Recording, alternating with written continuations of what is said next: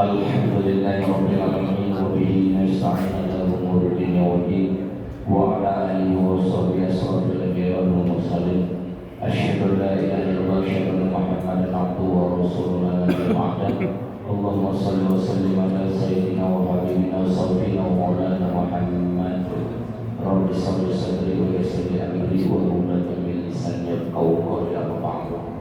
Yang kami hormati guru kita bersama Al-Mukarram Bapak Ustaz Rasulullah Sri, yang kami hormati Imam Masjid Baitul Imam Bapak Ustaz Abbas, Bapak Ustaz Dini, dan juga kami hormati Ketua Dewan Pengurus Masjid Baitul Imam Bapak Nana Sumarna beserta jajarannya, Nana Suryana beserta jajarannya, dan juga yang kami hormati seluruh RT RW dan Roniku 13, dan juga yang kami hormati seluruh jemaah sholat maghrib Masjid Baitul Imam yang tidak bisa kami sebutkan satu persatu, namun tidak mengurangi salat takzim kami. Pertama dan yang paling utama, di samping kita tidak pesan-pesan memberikan puji dan puji syukur kepada Allah Subhanahu wa taala atas segala nikmat dan karunia. Alhamdulillah kita bisa menghadiri kajian malam Ahad di Masjid Baitul Imam ini.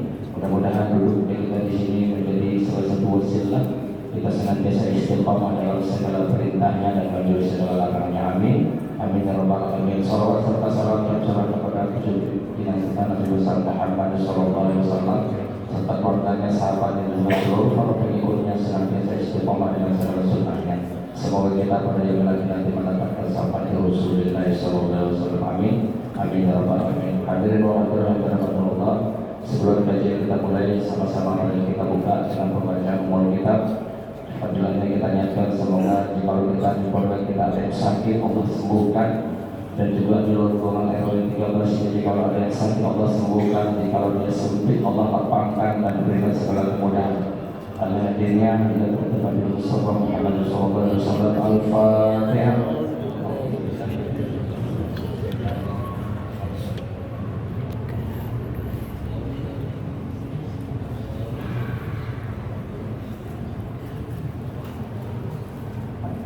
Amin, amin ya rabbal alamin. Marilah sama-sama kita dengarkan dan sampaikan guru kita kepada beliau Al-Mukarram Bapak Ustaz Safar Sari dengan segala hormat waktu dan tempatnya. Kami persilakan.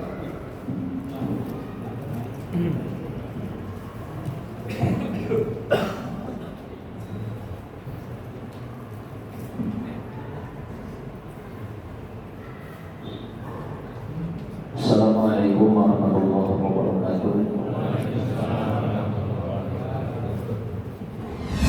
Alhamdulillah, ahmaduhu wa nasta'inuhu wa nastaghfiruh wa na'udzu billahi min shururi anfusina wa min sayyiati a'malina. May yahdihillahu fala mudilla lahu wa may yudlil fala hadiya lahu. Asyhadu an la ilaha illallah wahdahu la syarika lahu wa asyhadu anna sayyidana wa nabiyyana Muhammadan abduhu wa rasuluh. Allahumma salli wa sallim wa barik ala habibina wa syafiina wa maulana Muhammadin wa ala alihi wa sahbihi wa man tabi'ahum bi ihsanin ila yaumil din. Jadi jemaah salat maghrib dan juga majelis taklim yang memuliakan, alhamdulillah lagi dan lagi kita bersyukur kepada Allah malam ini kesempatan yang baik kita kembali dikumpulkan oleh Allah Subhanahu wa taala dalam rangka menjalankan perintah juga dilanjutkan dengan kajian. Salawat dan salam senantiasa terlupa senantiasa kita sanjungkan kepada junjungan alam Nabi kita Muhammad sallallahu alaihi wasallam. Para jamaah yang memuliakan, untuk kajian malam hari ini mungkin kita bahas tentang kitab Muntahhabul Ahadits ya. Kita coba ingin oleh ibarat netizen mereaksi gitu. Reaksi berita yang sedang viral dan juga merespon bagaimana kondisi yang sedang dialami oleh saudara kita yang ada di Sumatera Utara, Sumatera Barat dan juga Aceh. Melihat hal ini tentunya kita nggak boleh berdiam diri Pak, hanya nonton aja.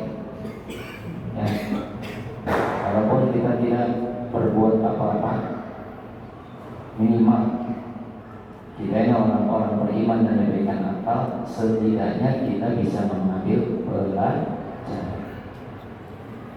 Karena di dalam Al-Quran itu surat Al-Baqarah ayat 169, A'udzubillahi minasyaitonir rajim, bismillahirrahmanirrahim. Yu'til hikmata man yasha wa man yu'tal hikmah faqad utiya khairan katsiran. Yu'til hikmah, Allah akan memberikan ilmu hikmah man yasha, kepada siapapun yang Allah kehendaki. Wa may yu'tal hikmata, dan barang siapa yang diberikan oleh ilmu hikmah oleh Allah, faqad utiya khairan katsiran, maka orang ini diberikan kebaikan yang berlimpah.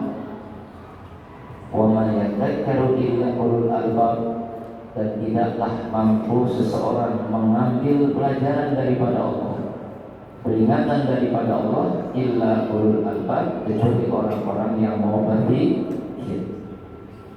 Allah berikan kita akal, Allah berikan kita pikiran. Untuk apa? Untuk bisa mengambil hikmah. Karena tidak ada satu peristiwa yang terjadi kebetulan, nggak ada, ya. Tidak ada satu peristiwa terjadi yang sifatnya sia-sia, nggak ada. Semua pasti ada pelajaran. Baik yang mengalami, baik yang merasakan, maupun bagi kita yang melihat dan menyaksikan, dua-duanya ada hikmahnya. Nah, baik ya, bisa sedikit mengulas tadi disebutin ayat hikmah. Hikmah itu apa? Hikmah ini kata ulama dalam tafsir mengatakan, kenapa Allah memberikan ilmu hikmah kepada orang-orang pilihan? Karena hikmah ini sembarang orang dikasih, ya. Hikmah ini bukan hanya karena kepintaran otak. Belum tentu orang pintar otaknya dikasih hikmah, belum tentu juga. Apa itu hikmah? Hikmah ini kemampuan seseorang untuk bisa memahami dan menangkap pesan-pesan Allah melalui ayat-ayat Allah. Jadi bisa menangkap, bisa mengambil, bisa mencerna, bisa menyimpulkan sebuah pelajaran yang diambil daripada ayat-ayat Allah. Ayat Allah ada dua. Ada namanya ayat qauliyah, ada namanya ayat kauniyah. Kalau ayat qauliyah itu ayat-ayat yang tertulis dalam Al-Quran, terbaca, terdengar, itu namanya ayat qauliyah.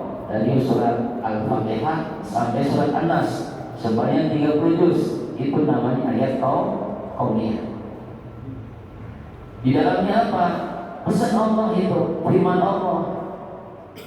Nah, jadi ternyata ketika Allah memberikan pesan, nggak hanya di Quran, Allah juga memberikan pesan pelajaran kepada kita manusia. Bahasa Allah, pesan-pesan Allah, peringatan-peringatan Allah, selain melalui Al-Quran, Allah juga berikan yang namanya ayat-ayat kauniyah. Apa itu ayat-ayat kauniyah?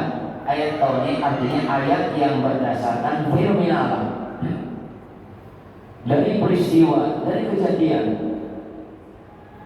Nah, itu pun peringatan, pesan daripada Allah. Nah, kita nih orang-orang dikasih akal pikiran sama Allah, mikir.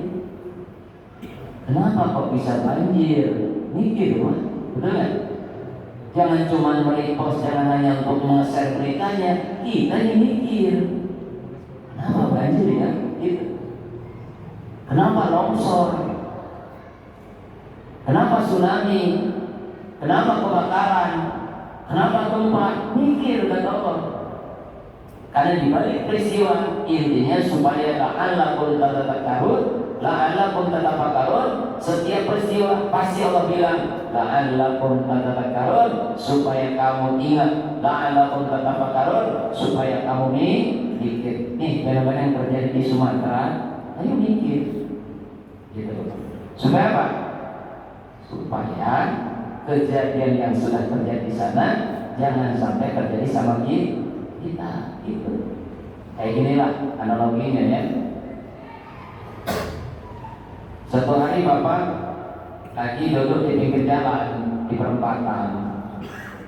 Di situ ada razia atau polisi, tiba-tiba ada pemotor yang diberhentikan sama polisi, berhenti. Kita melihatin dari jauh. Nah, orang ini diberhentikan sama polisi, kemudian ditilang sama polisi. Apa alasannya? Nggak mungkin tanpa alasan, pasti ada alasannya. Setelah kita mati, dia mati. Oh, ternyata setelah kita mati, kita lihat baik-baik, orang ini ditilang karena ada sebab. Apa sebabnya? Ternyata dia pakai motor, jalan-jalan nggak pakai helm. Setelah ditanya SIM STNK pun nggak bawa. Ditilang itu orang. Kita yang nonton ambil pelajaran, Pak. Apa pelajarannya? Oh, nanti kalau saya jalan kemana saja mesti pakai helm. Kemanapun saya pergi mesti bawa dokumen namanya SIM STNK. Itu namanya ambil hikmah. Paham ya, Pak? Jadi kalau kita melihat ada fenomena, ada orang ditilang, ambil pelajaran. Oh, berarti kita mesti atribut mesti lengkap nih. Di perempatan kita lihat ada kecelakaan, jebret. Tanya kita, Pak ada apa? Kecelakaan Pak, tubrukan. Setelah kita mati kita tanya, oh ternyata tubrukan ini karena ada pengendara yang tidak taat sama aturan lalu lintas. Pas lampu merah diterobos, terjadilah tabrakan. Apa pelajarannya? Berarti kalau kita kemana-mana mesti taat. Lalu betul atau tidak? Itu namanya hikmah begitu. Jadi peristiwa apapun yang Allah suguhkan di depan mata kita, sebetulnya itu pelajaran buat kita. Ayo ambil pelajaran, jangan cuma di video, di posting, di share di TikTok. Enggak, ambil pelajaran. Ambil apa hikmahnya nih? Nah itu yang Allah ingat begitu. Nah berkaitan tentang musibah bencana, ya Pak ya. Kita coba analisa ya, menurut perspektif Islam nih. Jadi kejadian bencana musibah ini Allah bisa ditafsirkan menjadi 3 penafsiran. Ya, jadi setiap bencana musibah apapun dia bentuknya, mau banjir kayak mau longsor, apapun itu bencana Pak, dimanapun. Yuk kita pelajari tentang ternyata dalam setiap peristiwa musibah akan menimbulkan 3 penafsiran. Tafsiran pertama, setiap musibah bencana bisa jadi ini merupakan ujian daripada Allah. Satu. Yang kedua, tafsiran kedua, bisa jadi ini merupakan peringatan daripada Allah. Yang ketiga, dan bisa jadi musibah bencana yang terjadi ini merupakan hukuman azab daripada Allah. 3 penafsiran. Timbulnya 3 penafsiran ini Pak, tergantung siapa yang mengalami, siapa yang ditimpa, tergantung beda-beda Pak. Kapan ini musibah bencana dikatakan ujian? Manakala ini ujian, manakala ini musibah ditimpakan kepada orang-orang yang beriman. Bapak lihat berita sekarang, yang jadi korban orang Islam enggak? Yang jadi korban ada nggak yang sholat? Banyak. Yang jadi korban banyak nggak orang yang ahli tahajud? Banyak. Yang korban ini ada juga yang bayar zakat? Ada juga. Nah kalau ujian, kalau musibah ditimpakan kepada orang-orang baik, orang-orang soleh, ahli masjid, ahli apapun, ahli amal kebaikan, mereka kena korban juga, kena dampak, maka ini adalah ujian buat mereka. Kenapa? Karena Allah di dalam surat Al-Ankabut ayat 2 dan 3, ayat 2 dan 3, Allah menyatakan ahasiban nasu ayyutraku ayyaqulu amanna wa hum la yuftanun. Jangan kira manusia dibiarkan oleh Allah untuk mengatakan kami beriman. Kata Allah, enggaklah. Apa segitu mudahnya orang mengatakan beriman, wahum la yuftanun, sementara mereka tidak diuji? Enggak. Setiap orang yang menyatakan beriman pasti diuji oleh para nabi, para rasul. Ini orang-orang baik bukan, Pak? Orang-orang mulia bukan? Mulia kedudukannya. Tapi Bapak baca sejarah, enggak ada nabi yang hidup tanpa ujian. Semua diuji. Nabi Ibrahim, ya, dikatakan sebagai Khalilullah, kekasih Allah, diuji. Wa idh qala Ibrahim rabbuka kalimatin fatammahun. Dan ingatlah ketika kami menguji Nabi Ibrahim dengan kalimat, dengan berbagai macam ujian, fatammahun, semua bisa dilakukan dengan baik. Ini dalil selevel Nabi Ibrahim yang katanya kekasih Allah, orang yang mulia, juga sama diuji oleh Allah. Jadi kalau sekarang kita mengalami ujian, Bapak jangan ngeluh, tapi berbagai diuji. Dan ujiannya nggak gampang, berat. Apa ujian terberat, Pak? Apa ujian terberat? Melawan penguasa, namanya siapa? Namrud. Setelah selesai masalah Namrud, ujian lagi. Ujiannya nih, ujiannya yang berat banget, Pak. Apa itu? Ketika diperintah untuk menyembelih putra satu-satunya, yang mana namanya? Itu ujian bukan? Ujian bukan? Nah, kalau Bapak diuji kayak gitu, Pak, potong anaknya besok lebaran tuh, nah, Idul Adha, Bapak siapkan mereka? Wih, jawabannya tegas sama enggak? Ini level kita, ya. Nabi Ibrahim pulang apa coba? Solehnya, taatnya, bentuknya kepada Allah. Subhanallah, tapi uji. Masya Allah. Falamma balagha masa qala ya bunayya inni ara fil manam anbahuka fanzur madza tara. Ketika Ismail telah mencapai usia balik, berkata saya kepada putranya, ya bunayya, wahai anakku, inni ara fil manam, sesungguhnya aku diberitahu Allah dalam mimpi untuk sembelih kamu, fanzur madza tara, bagaimana menurut kamu nak? Qala ya abati fa'alma tu'man satajirni insyaallah nasari. Kata sang anak tuh Ismail, saking solehnya, Pak.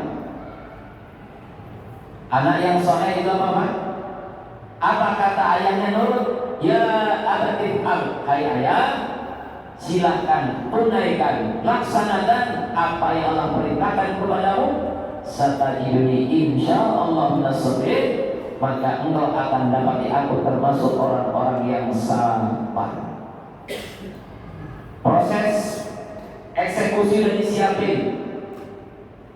Ketika Nabi Ibrahim meletakkan pelipis nih, posisinya udah tinggal gitu kira-kira. Nabi Ismail udah pasrah, tangan diikat, udah siap. Silakan ayah, kalau memang ini perintah Allah. Ini anak kita begitu, ada nggak kira-kira? Ada anak begitu? Ditampol, dikasih lapor polisi. Apalagi mendorong. Nah, ayat berita sama Allah. Bagaimana menurut kamu nak? Jawaban anak sekarang apa? Bapaknya berduaan. Anak sekarang kan begitu pintar. Ya, genjet, apa genjet? Aduh, ngeyel, ngeles.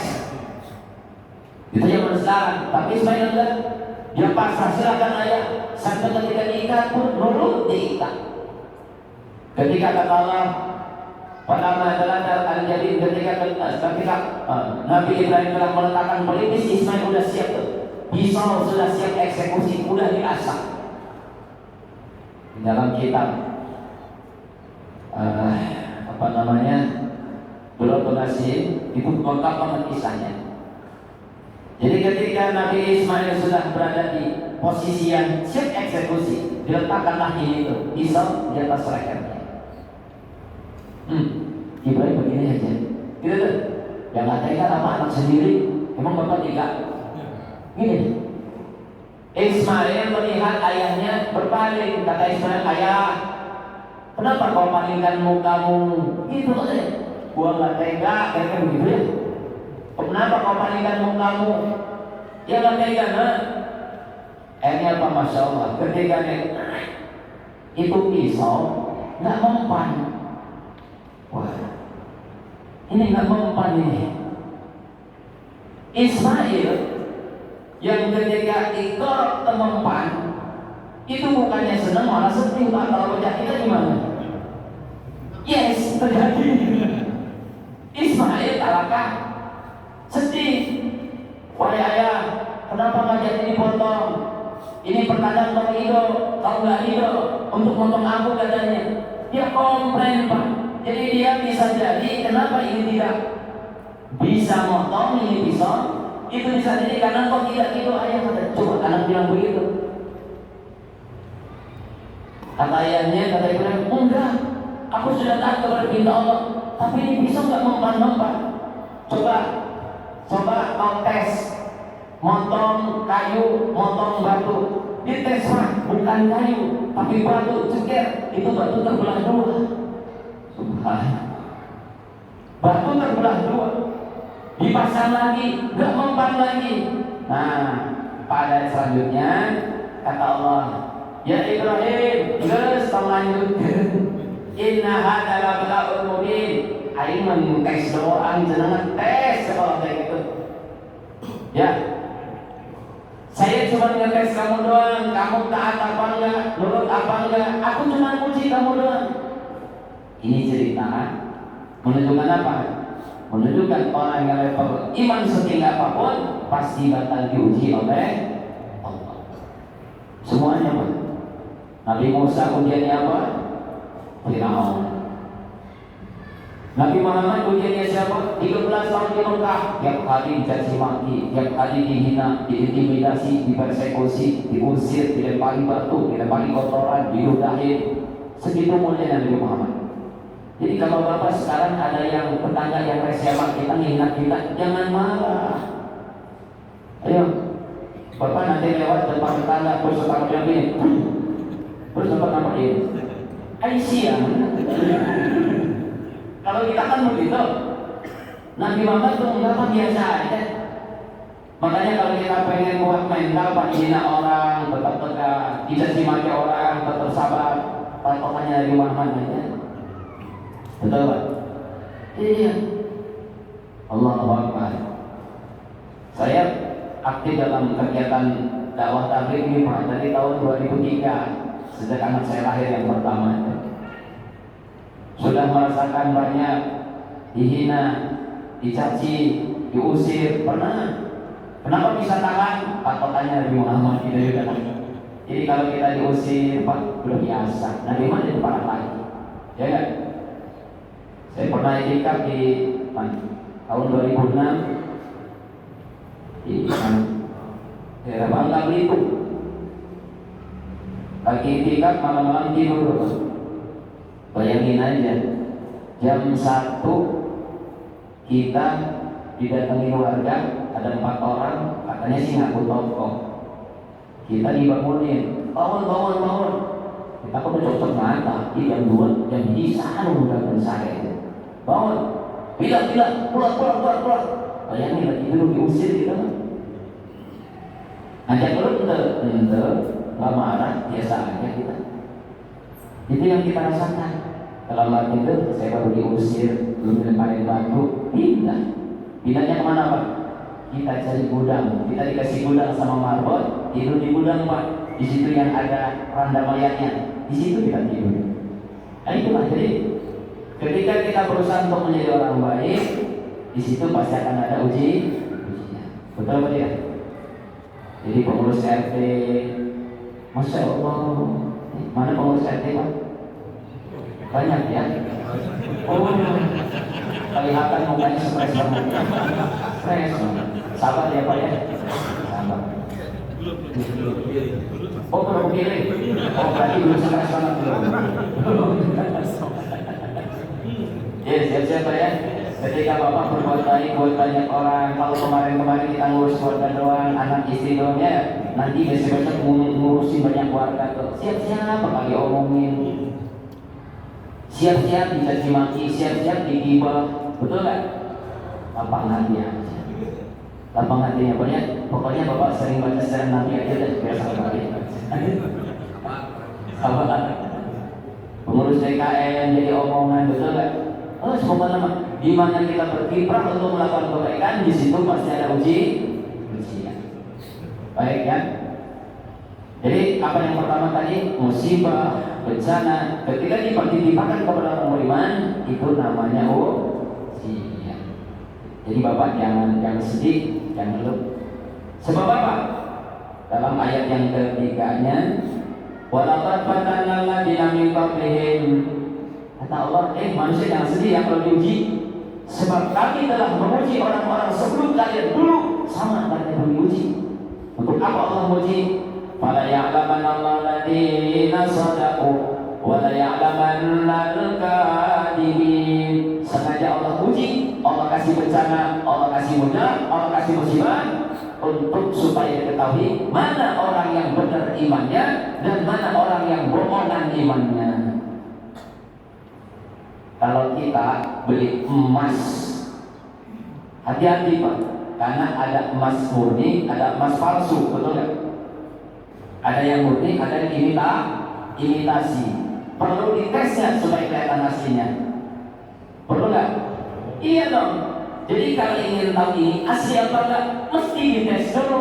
Dikasih cairan apa kek, baru ketahuan. Orang juga sama kata Allah. Kalau Allah pengen tahu siapa yang benar imannya, uji dulu dah. Begitu saja. Baru ketahuan. Masya Allah. Ya, ini contoh Pak. Jadi yang pertama, musibah bencana bisa ditafsirkan sebagai apa tadi? Ujian bagi siapa? Bagi orang-orang yang beriman. Lalu yang kedua, musibah yang kedua bisa ditafsirkan sebagai apa tadi? Peringatan. Ya, bagi siapa? Bagi orang-orang yang lalai. Orang Islam tapi lalai. Nanti lalai ini kan sifat manusia Pak. Dan ketika Allah memberikan musibah itu semacam bukti sayang Allah kepada kita supaya kita pikir. Kalau ibarat anak nakal mah dijewer gitu, betul nggak? Anak-anak kita nih Pak kadang-kadang punya sifat apa? Sudah mau ogohan, apa ogohan kayak? Manja, manja. Itu kan sifat anak-anak, betul nggak? Anak kita nih lagi tidur, udah waktunya sholat subuh, dibangunin. Dek, bangun dek, udah subuh, bangun. Kalau kata itu ibu, aduh, muji. Dek, bangun, ini ayah udah pulang dari masjid nih, bangun udah jam 5, subuh.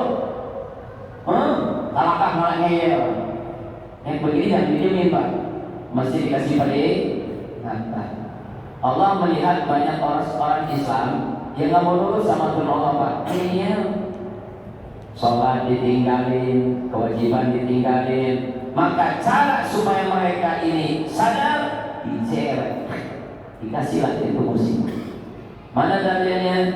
Ar-Rum 41. Dhahara al-fasadu fil barri wal bahri bima kasabat aydin nas. Telah nampak, kelihatan jelas al-fasad, kerusakan di mana-mana, fil barri wal bahri, baik di daratan maupun di lautan. Bima kasabat aydin nas, itu karena apa? Faktor tangan-tangan manusia, betul nggak? Nah sekarang nih kita udah ngomong Pak, dari dulu dari SD udah belajar. Salah satu penyebab terjadinya erosi itu artinya bagaimana? Pelajaran SD masa lupa. SD saya masih ingat pelajaran SD. Penyebab terjadinya erosi. Apa erosi? Itu karena apa? Terjadinya banjir, longsor, itu pasti ada penyebabnya. Apa jawabnya? Pembalakan hutan, betul kan? Bumi, ekosistem yang sudah Allah desain sedemikian rupa, gunung dengan pohon-pohonnya, dengan segala macam aksesoris yang Allah ciptakan untuk bisa menampung air dari hujan yang turun daripada langit, ditebangin lah air turun, bingung Pak, gimana nih turun? Kan saya tempatnya ke bawah, betul kan? Logikanya kan begitu. Jadi sebetulnya ketika Allah katakan dimana kasabat aidina, terjadinya banjir, terjadinya erosi, terjadinya longsor dan sebagainya, dimana kasabat aidina, ini karena lapang laku manusianya. Allah yang bilang. Kenapa?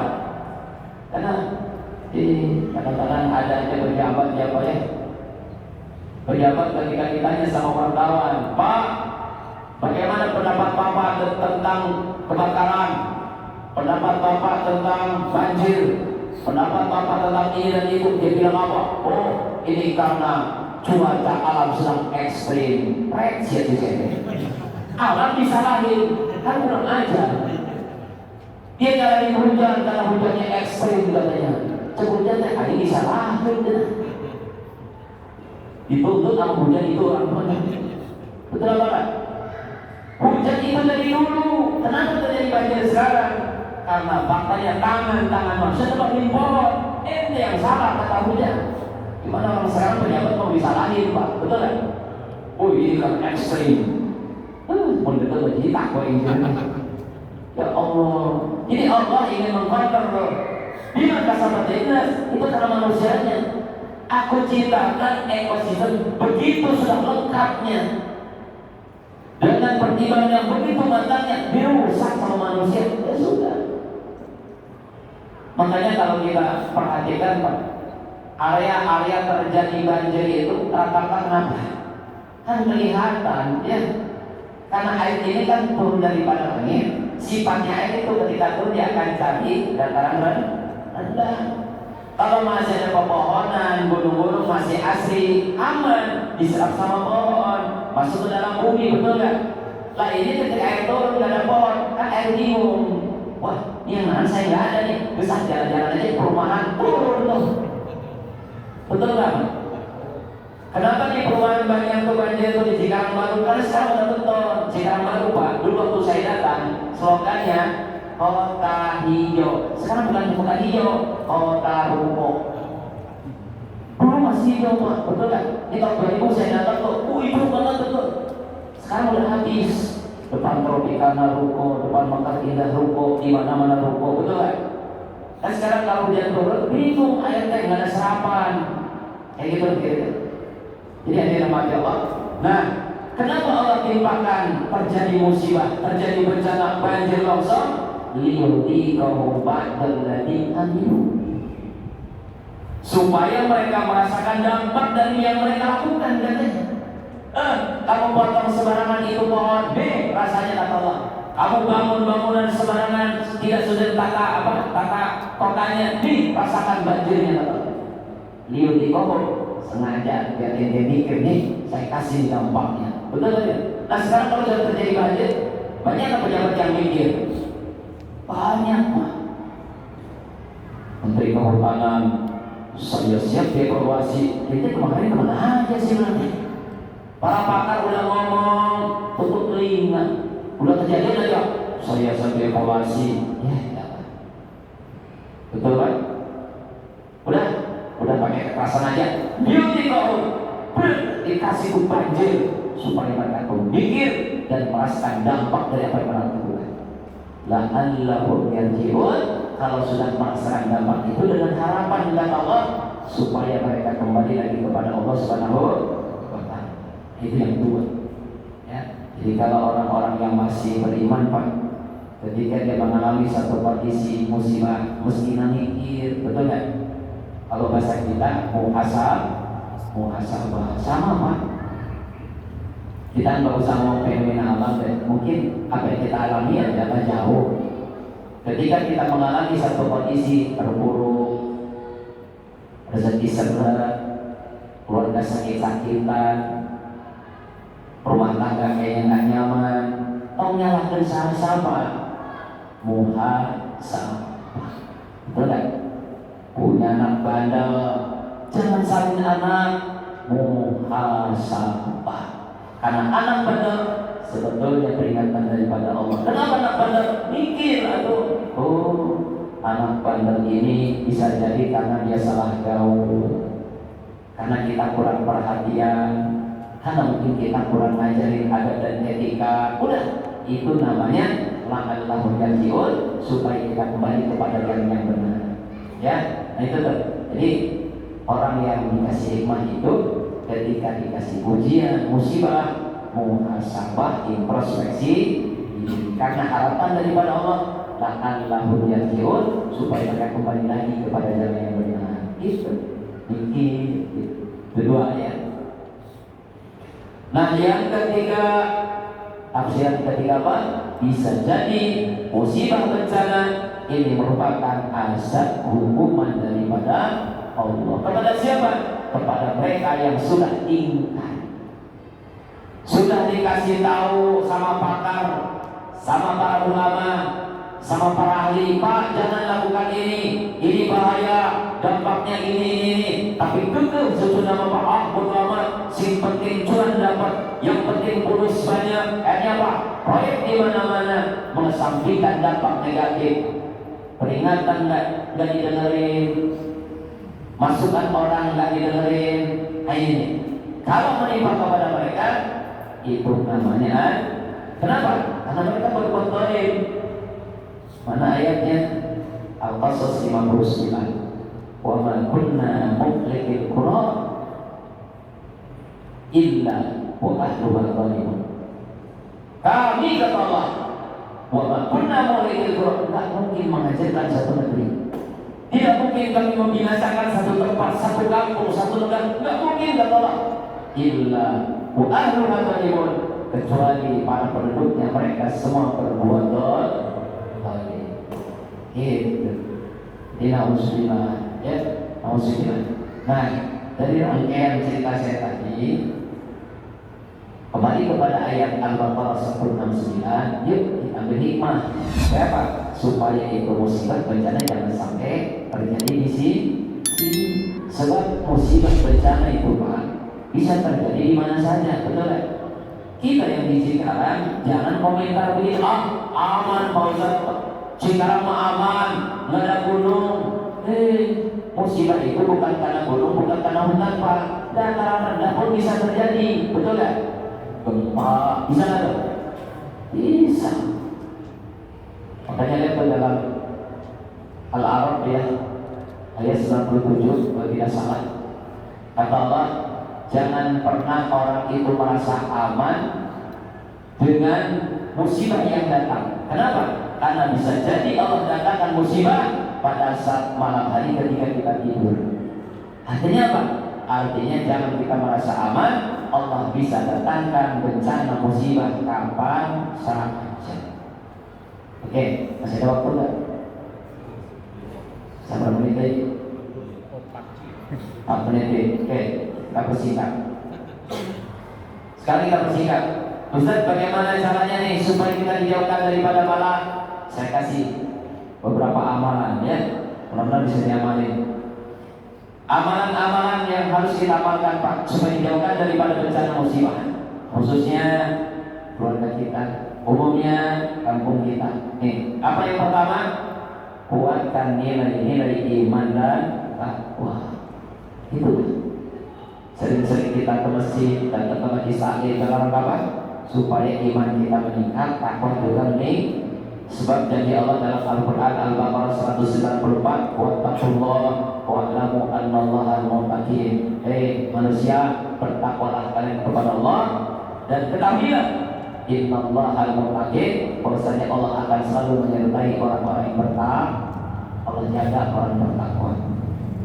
Kenapa kita harus punya iman? Allah juga bilang dalam Al-Quran ya, surat Fussilat ayat 18, wa najjaynal ladzina amanu wa kanu yattaqun, bahwasanya kami telah menyelamatkan, menjaga orang-orang yang beriman dan juga mereka semua bertakwa kepada Allah. Gitu ya. Jadi kita nggak tahu kapan musibah datang, Kita nggak tahu bencana kapan datang. Allah lebih soal. Tapi kalau iman takwa ada, insya Allah Allah jaga kita semuanya. Amin ya Rabbal. Lalu amalan yang kedua apa Pak? Banyak-banyak kejadian di Sumatera. Bapak jangan ongkang-ongkang kaki, nyantai sendirian. Banyak-banyak istighfar. Banyak-banyak istighfar. Kenapa? Allah janji, wa ma kana Allahu mu'adzibahum wa hum yastaghfirun. Sekali-kali aku tidak akan menghadap satu kaum wa hum yastaghfirun, sementara mereka semuanya beristighfar kepada Allah. Jadi selama di masjid ini ada orang istighfar, di rumah-rumah banyak istighfar, insya Allah kita semua dijauhkan daripada musibah. Amin ya Rabbal. Itu yang tadinya. Apalagi Pak? Yang ketiga, amalkan sunnah. Saya sering bicara tentang sunnah amalin Pak. Di rumah amalin sunnah supaya rumah kita jauh daripada bencana.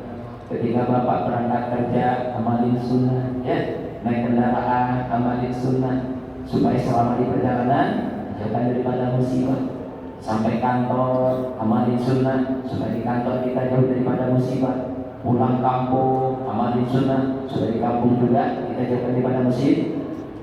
Mana dalilnya? An-Nur 63. Ini sebetulnya ayat ancaman buat orang-orang yang menyebarkan sunnah. Karena jangan sampai begini Pak, ada orang yang anti sunnah. Gak usah bosan ngapalin sunnah, itu kata wajib.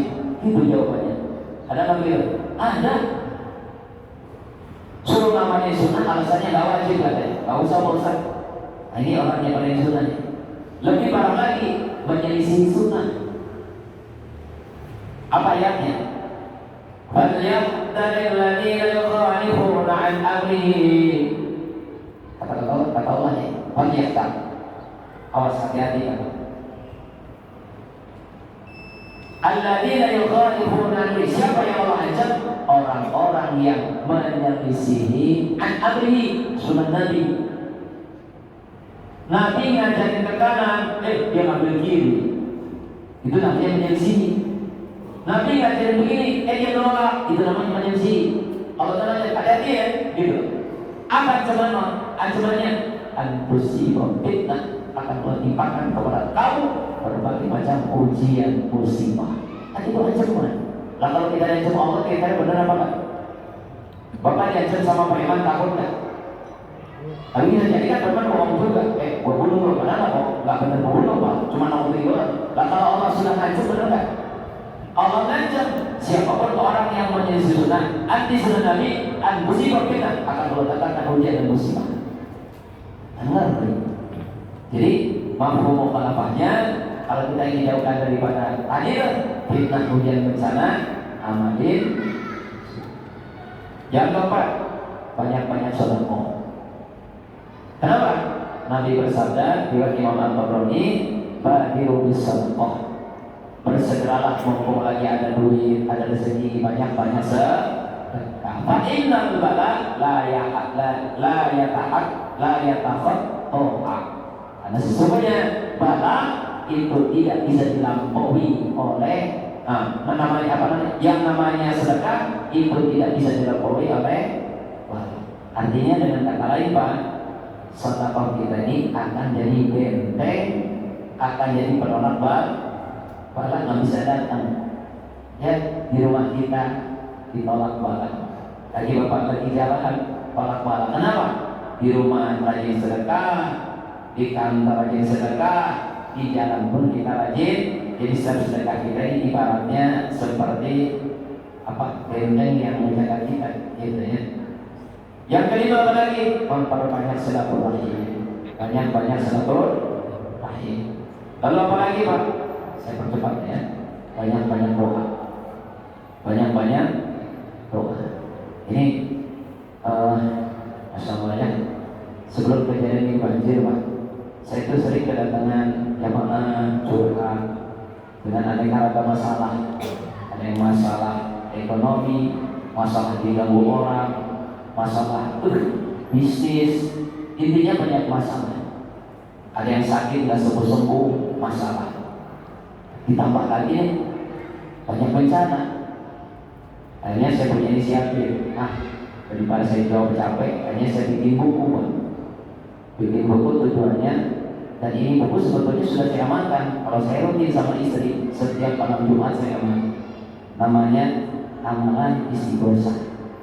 Kalau istighosah ini ibarat pepatah mengatakan setiap payung sebelum, jadi jangan musibah baru kita ingat, ya nggak?